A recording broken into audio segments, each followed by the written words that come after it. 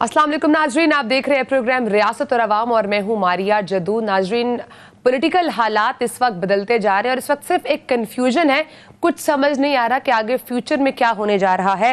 क्योंकि एक तरफ पाकिस्तान तहरीक इंसाफ के मुख्तलिफ रहनुमा एक एक करके पाकिस्तान तहरीक इंसाफ को छोड़ते चले जा रहे हैं और कल जब इमरान खान साहब ने कौम से खिताब किया तो वो ये कह रहे थे कि ये प्रेस कॉन्फ्रेंस वो पाकिस्तान तहरीक इंसाफ छोड़ने के लिए नहीं कर रहे, क्योंकि एक लगातार सिलसिला इस वक्त चल रहा है पाकिस्तान तहरीक इंसाफ छोड़ने का।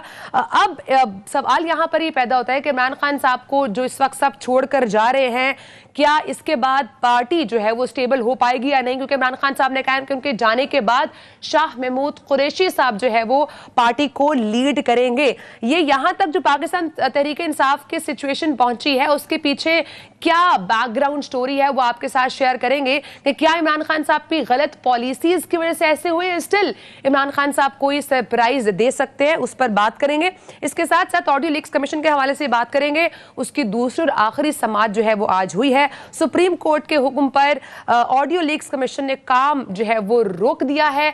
अब जो कि एक्सपेक्ट किया जा रहा था कि ये कमीशन बनेगा, इसमें समाअत होगी, इस पे आगे फॉरेंसिक होगी और 30 दिनों के अंदर जो है वो रिपोर्ट दी जाएगी, लेकिन चूंकि काम रोक दिया गया है तो अब नेक्स्ट अमल क्या होगा हुकूमत का रद्द-ए-अमल इस पर है, इस पर भी प्रोग्राम में हम बात करेंगे। और अब आगे मुस्तकबिल में क्या होने वाला है, पॉलिटिकल सिचुएशन क्या होगी, जो 90 रोज के अंदर इंतखाबात करने की लड़ाई थी जो इतने टाइम से शुरू थी, उसका अब कोई जिक्र नहीं है, इस पर भी बात करेंगे। अब चूंकि जून आने वाला है तो बजट कैसे बनेगा, किस तरह से बनेगा, उस पर भी हम प्रोग्राम में बात करेंगे। और जो इमरान खान साहब ये बात कर रहे हैं अब के मिल बैठकर बात करने के लिए वो तैयार है सबके साथ, लेकिन साथ ये इशारा भी दे रहे हैं कि इसको कमजोरी ना समझा जाए।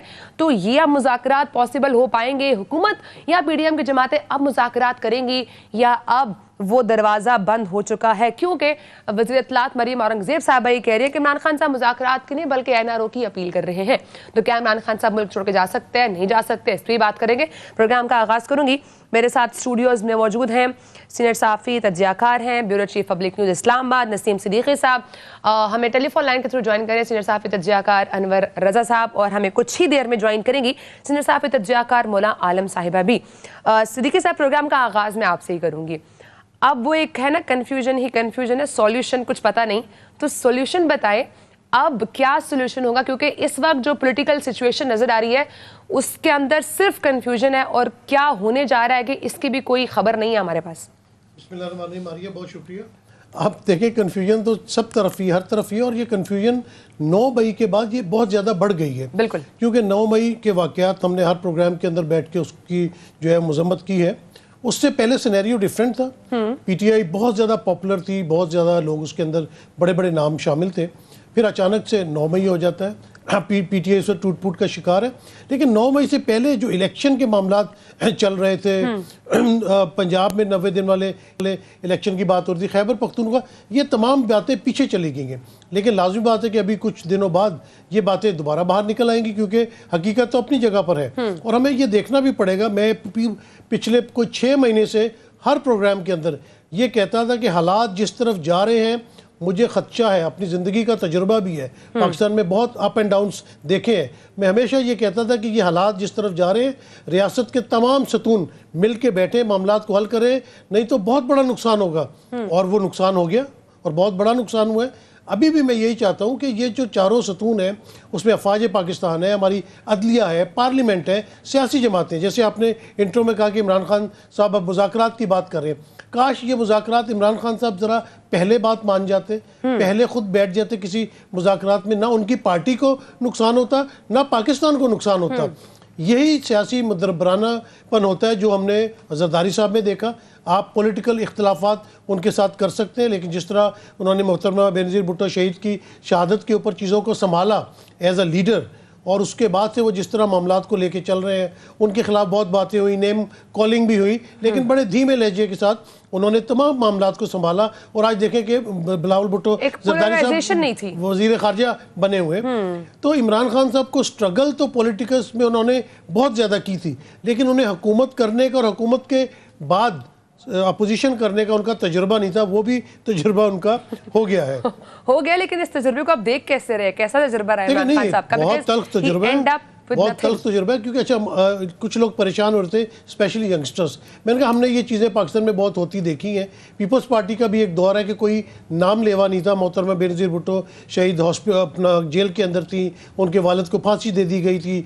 उसके बाद वो जहाज़ जब अगवा होता है, पीपल्स पार्टी वालों का नाम होता है, अल जुल्फ़िकार बन जाती है, दहशतगर्दी के इल्ज़ामात लगते हैं। जितने भी बड़े बड़े थे, हफीज़ पीरज़ादा, मुस्तफ़ा अकर, मौलाना Kausar Niazi, you name it, तमाम लोग पार्टी छोड़ के चले गए थे, लेकिन वो पार्टी रिवाइव हुई।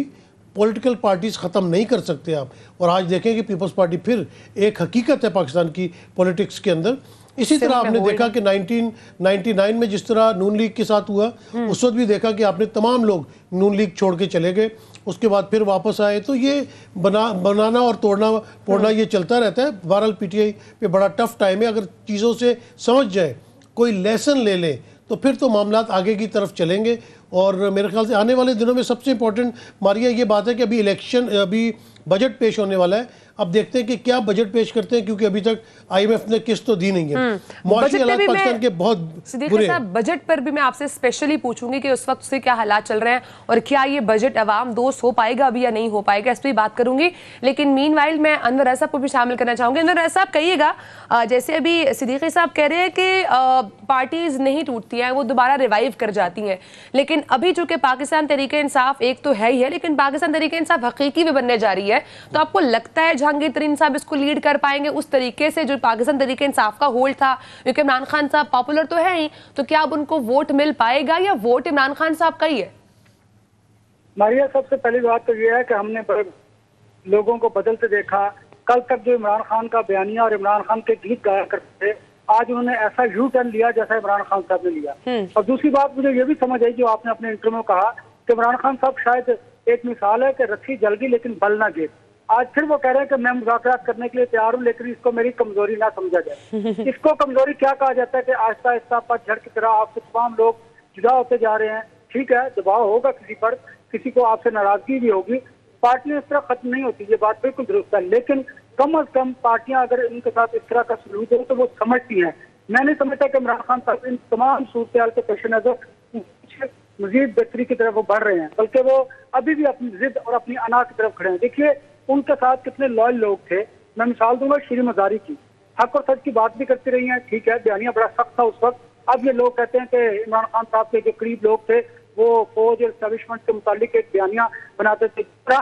यूट्यूबर को इस्तेमाल किया गया, जिस तरह सोशल मीडिया को इस्तेमाल किया गया, देखिए ये एविडेंस मौजूद है अपनी जगह पर। और हमने इस पॉलिटिकल हिस्ट्री में ये भी नहीं देखा कि किस तरह इदारों को मलाइन किया गया। और मुझे हैरत इस बात पर है, कल तक जो इमरान खान के वकील बने बैठे थे, आज उनको किस तरह यू टर्न लिया उन लोगों ने। उनको शर्म आनी चाहिए कि अब भी उस बयानी की बात करें जो हम क्या करते थे कि ये मुल्क है तो सब है। पॉलिटिकल पार्टीज को मुज़ाकरात के भी अपने मामला हल करने चाहिए। देखिए ये तकसीम हर जगह पर पैदा हो गई है, अदलिया में, मीडिया में, फौज में, ब्यूरोक्रेसी में, हर जगह पर। अब इस तकसीम को खत्म तो करना है। वो कैसे किया जाएगा कि तमाम जो पॉलिटिकल लीडरशिप है उन्हें बैठना होगा और बैठकर बात करनी होगी। जहां तक लेकिन अनवर रज़ा साहब, आपको लगता है कि अब हुकूमत बैठेगी इमरान खान साहब के साथ? क्योंकि अब एक बड़ा सख्त नैरेटिव है हुकूमत की तरफ से, वो ये कहते हैं कि रियासत पर हमला किया है, सजा मिलेगी, आप मुज़ाकरात नहीं हो सकते। मारिया, मैं यही बात करने लगा था। आप देखिए जब हम कहा करते थे कि उस वक्त इमरान खान की पोजीशन थी और मुज़ाकरात कर सकते, लेकिन अब उनकी पोजीशन वो नहीं रही। अब ये बात दुरुस्त है कि मरियम औरंगजेब पॉलिटिकल पॉइंट्स पर इन कर रही है, वो कहती है कि इमरान खान मुज़ाकरात नहीं बल्कि हमसे एनआरओ मांग रहे हैं। ये बात गलत है। अगर वो एनआरओ मांग रहे होते तो फिर इन्हें कहा गया था कि आप तुर्की चले जाएं, लेकिन over my dead body Imran Khan ने कहा नहीं, मैं इस मुल्क में रहूंगा। और आप देखें जिस तरह लोग उनसे जुदा होते चले जा रहे हैं, छोड़ते चले जा रहे हैं, ये कम प्रेशर नहीं है, डेफिनेटली बहुत बड़ा प्रेशर है। फिर एक पाकिस्तान तरीके इंसाफ हकीकी और दूसरी जो जहांगीर तरीन साहब है वो भी एक जमात जा रहे हैं, तोड़फोड़ होगी। बहुत सारे लोग पीपल्स पार्टी में चले जाएंगे, बहुत सारे लोग काफिल लीग में चले जाएंगे, कुछ आपको पाकिस्तान तरीके इंसाफ में फॉरवर्ड ब्लॉक नजर आएगा, कुछ हकीकी बन जाएंगे, कुछ जहांगीर तरीन साहब ले जाएंगे। इमरान खान साहब का हिस्सा बहुत कम रह गया, क्योंकि इमरान खान साहब को बहुत मौके दिए गए कि आप अपने आप को दुरुस्त कर लीजिए, लेकिन इमरान खान साहब ये समझते थे कि अवाम की ताकत के जरिए वो जो चाहेंगे कर लेंगे, वो को भी दो जानू कर लेंगे, लेकिन ऐसा नहीं है। आपको याद होगा मारिया, हमारी एक तलखी भी थी इकबाल चीमा साहब से, जब वो कहते थे कि हमें ना डराएं आप इस बात से, हमें ना इस बात से डराएं। हमने 12 ये बात लोगों को, पीटीआई वालों को कहते कि डरा नहीं रहे, हम आपको समझा रहे हैं, आपको बता छोड़ रहे दिए वो भी। हैं ग्राउंड रियलिटीज ये हैं। लेकिन लोग नहीं समझते थे उस वक्त। उन वक्त उनका फ्रेम ऑफ माइंड जो था वो बिल्कुल डिफरेंट था कि हम अवाम की ताकत से हर चीज को सरनगू कर लेंगे। लेकिन रियासत के सामने कोई चीज ठहरती नहीं। उसकी मिसाल आपने देख ली है किस तरह लोग अडेला जेल से नेशनल प्रेस क्लब की तरफ आते हैं, प्रेस कॉन्फ्रेंस करते हैं, लाहौर प्रेस क्लब का रुख करते हैं, कराची प्रेस क्लब का रुख करते हैं। तो ये वो हम उस चीजों की तरफ इंडिकेट किया करते थे जो आज इनको भुगतने पड़ रही है। देखिए आज फिर Point आप और मैं taken. बैठे अपनी जगह पर वही बात कर रहे हैं, लेकिन ये लोग अपनी जगह से हिले हैं, इन लोगों ने अपना बयानिया तब्दील किया। सो मैं सिद्दीकी साहब से पूछ लेती हूँ, सिद्दीकी साहब आप क्या समझते हैं इस पॉइंट तक जो पाकिस्तान तहरीक इंसाफ पहुंची है, ये गलत पॉलिसी का नतीजा था या जिद थी, या क्या ऐसा हुआ जिस फैक्टर ने पाकिस्तान तहरीक इंसाफ को इस पॉइंट पर लाकर छोड़ा? देखिए, अनवर ने एक बात बड़ी अच्छी की, उसने कहा कि इन लोगों को जब हुकूमत होती है ना इनके पास, तो इनको समझ नहीं आ रही होती है। हम साफियों का क्या काम होता है, हम तो समझा ही सकते हैं Realization ना। करवाना। कोई भी अपोजिशन है, कोई भी हुकूमत है, हम समझा सकते हैं। और बड़ी आजकल तो मतलब मुबारकबाद वाली बात है कि प्रेस क्लब्स में बड़ी रौनक लगी हुई है। मैं अनवर अनवर साहब साहब बिजी को ये रहते हैं कह बहुत ज़्यादा। अच्छा, दूसरी बात यह है कि जिस तरह अनवर ने कहा, मैं थोड़ा सा इख्तलाफ भी करूँगा। देखिए, रियासत पे हमला हुआ है, बिल्कुल गलत हुआ है। सुप्रीम कोर्ट भी रियासत है, उसके ऊपर भी नून लीग ने हमला किया था जब ये लोग ताकत के नशे में चूर होते हैं। जब मोहतरमा बेनज़ीर भुट्टो का शहादत हुई थी, उसके बाद भी आधे मुल्क को जला दिया गया था। 400 बैंक, गाड़ियां जला दी गई थी, दुकानों को लूट लिया गया था। वो तो आसिफ अली जरदारी ने पाकिस्तान खप्पे का नारा लगाया, तो 3 दिन बाद वो चीज़ स्टॉप हुई है। अदरवाइज़ आधा मुल्क जला दिया गया था, और मैंने अपनी आंखों से वो सारा देखा, क्योंकि मैं बाई रोड मोहतरमा के वहाँ पे जनाजे में शिरकत के लिए गया था। इस बार कुछ और तनसीबात इफेक्ट हुई है ना, इस वजह से वो रिएक्शन आ रहा है। नहीं, सेंसिटिव है ना। देखिए, फौज आपकी सेंसिटिव होती है, क्योंकि एक तो शोधा का जो इस मुल्क के साथ उनकी खिदमत है, उनकी कुर्बानी है, वो कोई भी बर्दाश्त नहीं कर सकता। जिस माँ का बच्चा यतीम हुआ, जो औरत बेवा हुई, जिसका बेटा यतीम हुआ, तो वो तो ये चीज़ें बर्दाश्त नहीं कर सकता। लेकिन मैं कहता हूँ कि ये चीज़ें बनने के लिए जो है ना, ये पाइल अप होता है। पोलराइजेशन जब होती है स्लो एंड स्टेडीली, आप जिस तरह अभी इमरान खान ने कहा है ये बातें, मैं कोई डिफेंड नहीं कर रहा, लेकिन अगर आप अकेले इमरान खान को मुर्दे इल्ज़ाम ठहराएंगे तो फिर आप गलत ट्रैक पे जा रहे हैं। नवाज शरीफ ने फ़ौज के बारे में क्या क्या बातें नहीं की, वज़ीर दिफा ख्वाजा आसिफ ने असम्बली में खड़े होकर क्या क्या बातें नहीं की। उसके अलावा आसिफ अली जरदारी ने भी कहा कि मैं ईट से ईट बजा दूंगा।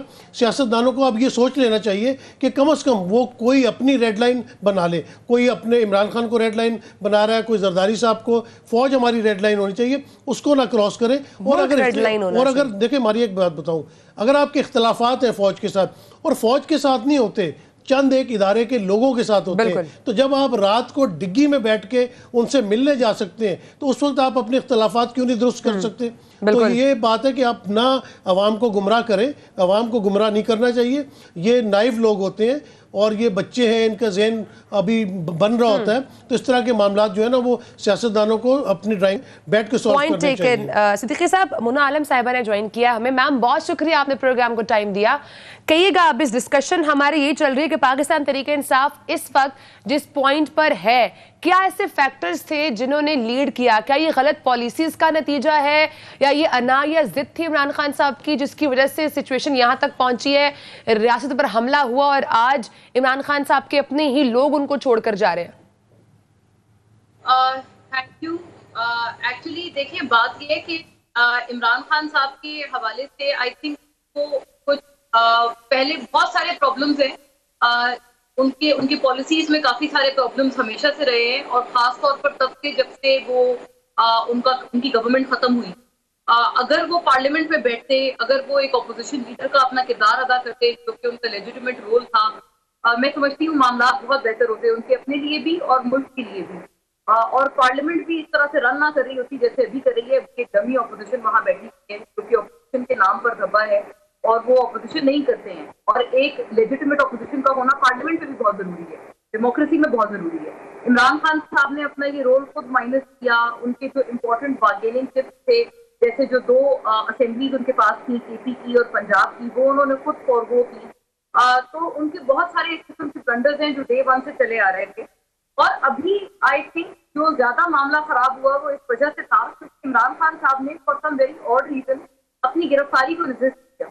मैं नहीं समझती थी कि उनको इतना रेजिस्ट करना चाहिए था। जब उनको जमान पास में पहली दफा पुलिस गिरफ्तार करने आए थे, तो उन्होंने, आपको याद होगा, पहले दिन से ये तासुर दिया हुआ था कि उनकी जान को खतरा है, उनको गिरफ्तार, उनको कत्ल करने किया जा रहा है। एक वो असैसिनेशन अटेम्प्ट थी जो कि बहुत काबिल मजम्मत थी और बहुत अनफॉर्चुनेट, लेकिन मुझे लगता था कि खान साहब को उसको बुनियाद बनाकर अपने अरेस्ट को इस तरह से इवेट करना चाहिए था जो उन्होंने किया। और उसी का एक सिलसिला है कि जब उनको बिल आखिर, जब एक पुलिस कन्फ्रंटेशन हुई जमान पास में, अल्टीमेटली फिर उनको रेंजर्स आई अरेस्ट करने के लिए। वो बहुत नामुनासिब तरीका था। जो भी हो, जितने मर्जी सीरियस चार्जेस हों, लेकिन वो एक्स प्राइम मिनिस्टर है मुल्क के, इस तरह से धक्कम पेल करके उनको अरेस्ट करना एक बहुत अनफॉर्चुनेट था। लेकिन एक बहुत अजीब सी एक र्यूमर मिल, उसके फौरन बाद शुरू हो गई। आपने देखा होगा, ये कहा गया कि जी उनको आईएसआई के दफ्तर में रखा जा रहा है, इमरान खान साहब पर विरोध हो रहा है, इमरान खान साहब की जान को शदीद खतरा है, आज नहीं निकले तो कभी भी नहीं निकलेंगे, आज नहीं निकले तो इमरान खान साहब, खुदा ना खास्ता, उनको हो जाएगा उनको। इस किस्म की इतनी खराब एक र्यूमर मिल चली जो कि मुझे समझ नहीं आती क्यों चली, कहाँ से चली, लेकिन उसको पीटीआई के बड़े सारे लीडर्स ने उसको आगे तक फैलाया और उसी की बुनियाद पर लोगों को निकाला। लोग निकले और फिर वो कहने लगे कि हम सिर्फ उनको जीएचक्यू तक या कोर कमांडर्स के घरों तक लेके गए, लेकिन जाहिर है जब एक मॉब वहां पहुंचता है तो आप उनको कंट्रोल में रखना फिर किसी के बस में नहीं होता। वो, हम ये नहीं कहते कि पीटीआई के लीडरान ने कहा होगा कि जाएं यहाँ अंदर जाकर तोड़ फोड़ करें या आग लगा दें, उनको नहीं कहा होगा। मे बी ये बात बिल्कुल ठीक है, मैं बल्कि ज्यादा सहमत इस बात से हूँ। शायद उनके यही मकसद होगा कि हम चुपचाप बाहर खड़े होकर प्रोटेस्ट करेंगे, लेकिन एक मॉब को आप कंट्रोल नहीं कर सकते, और खास तौर पर जब उनके जज्बात इस तरह से उभारे गए। फिर हुआ क्या कि फिर जब इमरान खान साहब अगले रोज अदालत में पेश हुए, कोर्ट ने उनको उनकी बेटी का हुक्म दिया, तो वो माशाल्लाह बहुत अच्छे थे। मतलब उनके ऊपर कोई इस तरह की चीज नहीं थी जो कि खुदा ना खास्ता उनको देख के लगे कि उनके ऊपर इस तरह से तशद्दुद हो रहा था। तो ये जो जाली खबरों का सिलसिला था ना, मुझे लगता है इसकी वजह से एक गलत जो रिएक्शन था जो पीटीआई की लीडरशिप ने दिया, जीएचक्यू की तरफ वो लोगों को लेकर गए, और फिर उसके बाद से मामला शायद उनके हाथ में भी नहीं रहे। लेकिन जब से ये मामलात बने उसके बाद एक चीज है मोना जो समझ नहीं आ रही, वो ये कि 90 रोज के अंदर इंतखाबात करवाने की एक बात की जाती थी, वो चैप्टर क्लोज हो चुका है, वो कहीं नजर नहीं आ रहा। गलत बात है, ये बहुत गलत बात है, बिल्कुल आप सही कह रही हैं। और बल्कि देखिए, हम ये भी इस हद तक हम कह रहे हैं कि 9 मई को जो वो जितना मर्जी अनफॉर्चुनेट हो, लेकिन उसकी आड़ में अगर लोगों को प्रेशराइज करके पार्टी छोड़नी पड़ रही है तो इसकी भी कोई जस्टिफिकेशन नहीं है। मतलब फिर तो ये एक ऐसा तासुर जा रहा है कि आप पार्टी छोड़ दें, फिर उसके बाद आपने 9 मई को कुछ किया, आपने सब माफ, ये तो नहीं हो सकता ना। मतलब अगर वो वाकई ये लोग कल्प्रिट्स हैं 9 मई, तो पार्टी छोड़ देने से या इस तरह की कोई भी फैसला कर लेने से ये लीगल प्रोसेस को कैसे इवेट कर सकते हैं।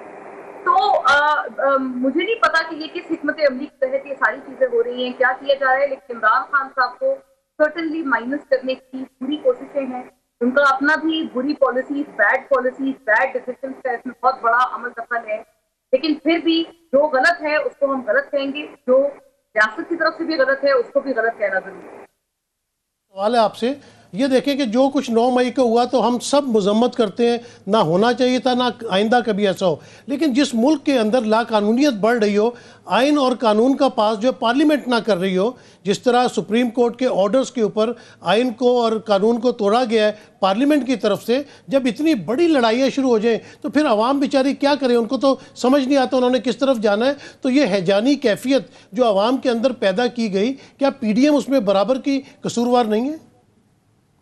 ये बहुत सही बात है।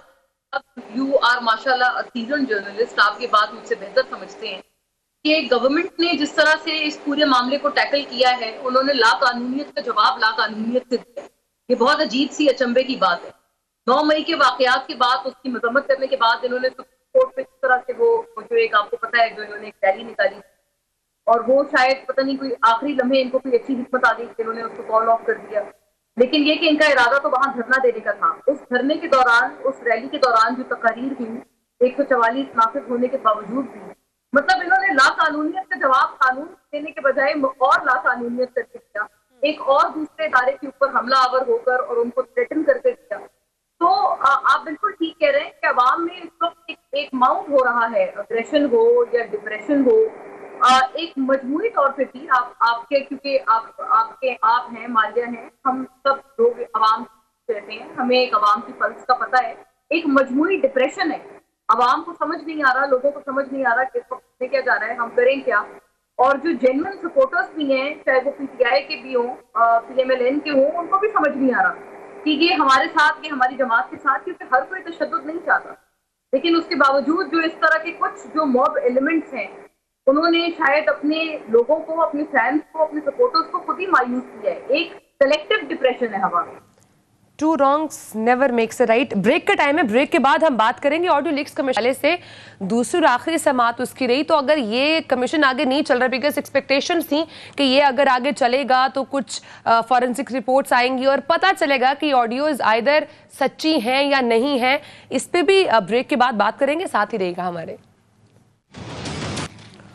वेलकम बैक नाज़रीन हमारे साथ शो में मौजूद हैं मोना आलम साहिबा, नसीम सिद्दीकी साहब और अनवर रजा साहब भी। बात करें नाज़रीन, सुप्रीम कोर्ट ने ऑडियो लीक्स कमीशन को जो है वो इंक्वायरी कमीशन को जो है वो काम करने से रोक दिया है। तहरीरी हुक्मनामे के मुताबिक सुप्रीम कोर्ट ने ऑडियो लीक्स कमीशन के जो तहरीरी हुक्म था उस पर कार्रवाई और हुक्म इम्तना जारी किया और ऑडियो लीक्स इंक्वायरी कमीशन के क़याम का 19 मई का जो हुकूमती नोटिफिकेशन था उसको भी मुअत्तल कर दिया है। अब ये काम शुरू होने से पहले रुक गया। सिद्दीकी साहब, आप क्या समझते हैं, क्योंकि हम एक्सपेक्ट कर रहे थे कि 30 दिनों के अंदर जो है वो कुछ रिपोर्ट सामने आएंगी, हमें एटलीस्ट ये क्लैरिटी हो जाएगी कि ये जो तमाम मामलात है, कहा जा रहे हैं ऑडियो वीडियो लीक्स जो आती हैं ये सही भी हैं या नहीं है, या सिर्फ एक प्रोपेगेंडे के तहत किसी को सिर्फ डिफेम करने के लिए तमाम जो है वो हथकंडे जो है वो इस्तेमाल किए जाते हैं। मारिया, देखिए हमारे मुल्क का जो है वो एक इस्लामी मुआशरा है और कितनी ये गैर कानूनी तौर पे भी ये गैर कानूनी है कि आप किसी की पर्सनल गुफ्तगू, आप देखें कि जो प्राइम मिनिस्टर तक की आपने गुफ्तगू टेप की हुई है,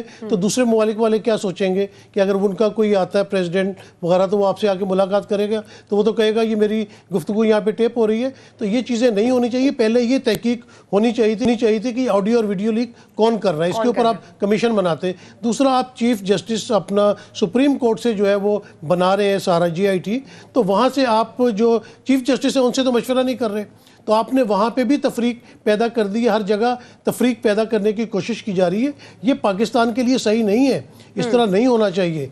तो हुकूमत ने ये एक गैर आइनी इकदाम दोबारा किया। मैंने वही कहा कि पिछले पूरे 1 साल से PDM ने जिस तरह पाकिस्तान के अंदर लाकानूनियत बढ़ गई है, मौशी हालात आप देखें बदतर से बदतर होते चले गए हैं और पॉलिटिकल पोलराइजेशन भी कितनी बढ़ गई है कि आपने देखा था कि जब सुबह देखो तो एक वजीर आके बैठता था, वो तकरीर करनी शुरू करता है, प्रेस कॉन्फ्रेंस नफरत फैलानी शुरू करता है, शाम तक 8-10 वज़रा कम से कम नफरत अंगेज़ प्रेस कॉन्फ्रेंसेस ज़रूर करते थे कि हमारे नौजवानों के ऊपर इसका भी तो असर जा रहा है ना, वो अपना फ्यूचर देखते हैं। गवर्नमेंट को तो ये चाहिए था कि आवाम को जो वो वादा करके आए थे कि इमरान खान के दौरे हुकूमत में पाकिस्तान डिफ़ॉल्ट होने वाला था, तो फिर बहुत बड़े इन्होंने साइंसदान बुलाए, एक इंजीनियर जो है वो इन्होंने लंदन से भी स्पेशल फ़्लाइट पे बुलवाया, तो कहाँ इन्होंने मईशत संभाली। इनको चाहिए था कि मईशत पे तवज्जो दें, लेकिन इनके बिल्कुल जो है वो दूसरे कामों के ऊपर ज़्यादा तवज्जो है। अभी आप देखें, हम तो सुप्रीम कोर्ट को मानते हैं, अगर आप अपने मुल्क के कोर्ट्स और जजेस को मानना छोड़ देंगे तो फिर बताएं दूसरे लोग उसके ऊपर अमल कैसे करेंगे, किस तरह फैसलों के ऊपर अमल दरामद करवाया जाएगा। तो एक सुप्रीम कोर्ट का ऑर्डर है, सुप्रीम कोर्ट समझती है कि उसको अभी रोक दिया जाए, तो उन्होंने रोक दिया, इसके ऊपर काम नहीं होना चाहिए। लेकिन सबसे पहले तो तहकीक इस बात की होनी चाहिए कि ऑडियो वीडियोस कहाँ से आती हैं। इससे लोगों की ज़िंदगी ख़राब हो जाती है, कैरियर ख़राब हो जाता है, इल्ज़ाम तराशी होती है। जैसे मेरे ख्याल से FIA की एक अभी रिपोर्ट आई है जिसमें उन्होंने कहा है कि जो जस्टिस साकिब निसार के बेटे वाली ऑडियो है वो जोड़ तोड़ के बनाई गई है। तो देखिए उनका तो कैरियर तबाह हो जाता है ना।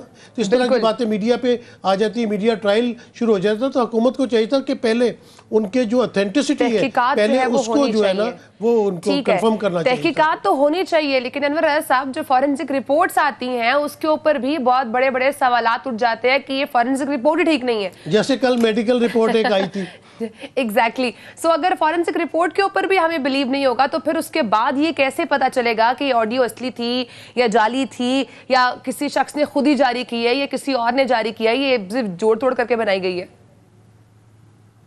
ऑडियो और वीडियो लीक्स होती हैं, ये पॉलिटिकल अपने जो एम्बिशंस होती हैं, जो ख्वाहिशात होती है, उनकी तकमील के लिए लीक की जाती हैं। और आपको पता है कि जब आपने आम ट्विस्ट करनी हो किसी सियासतदान की, या किसी पार्टी को तोड़ना हो, या किसी पार्टी के साथ किसी को शामिल करवाना हो, या किसी इदारे को मुलायम करना हो, तो इस तरह की चीजें जो है वो माजी में भी हमने देखी।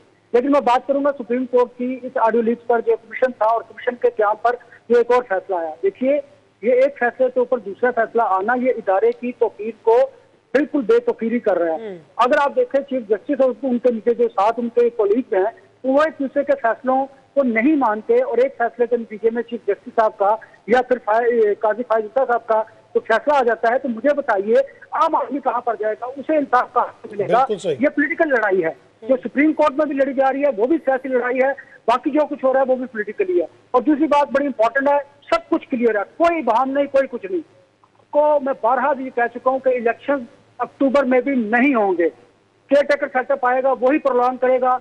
अब आप आइन की, कानून की, जमहूरियत की राग अलापते रहे, चीखते रहे, जो मर्जी करते रहे, देखिए इस मुल्क में होगा वही जो एस्टेब्लिशमेंट चाहेगी और वो हो भी रहा है। इमरान खान कितना चीखते थे तो मैं ये कर लूंगा, लेकिन मैं ये समझता हूँ कि खान साहब बिल्कुल ठीक जा रहे थे, लेकिन जब उन्होंने पॉलिटिकल गलतियां करनी शुरू की, हमने उसका इजहार भी किया कि खान साहब आपको असेंबलियां नहीं डिसॉल्व करनी चाहिए, लोगों को इस तरह नहीं ट्रीट करना चाहिए, आपको मिल बैठकर बात करनी चाहिए, आपको एस्टेब्लिशमेंट के साथ साथ पॉलिटिकल पार्टीज को, लीडरशिप को भी एंगेज करने की जरूरत है। लेकिन वो कहते थे कि मैं चोरों और डाकुओं के साथ बात नहीं करता। आज फिर मुझे बताएं, वही चोर और डाकू, उनका बयानिया प्रवेल कर गया और वो जो चाहते थे वो हो गया। किधर गया इंसाफ और किधर गया खान साहब का नजरिया कि उनके लोग उनको छोड़ते चले जा रहे हैं?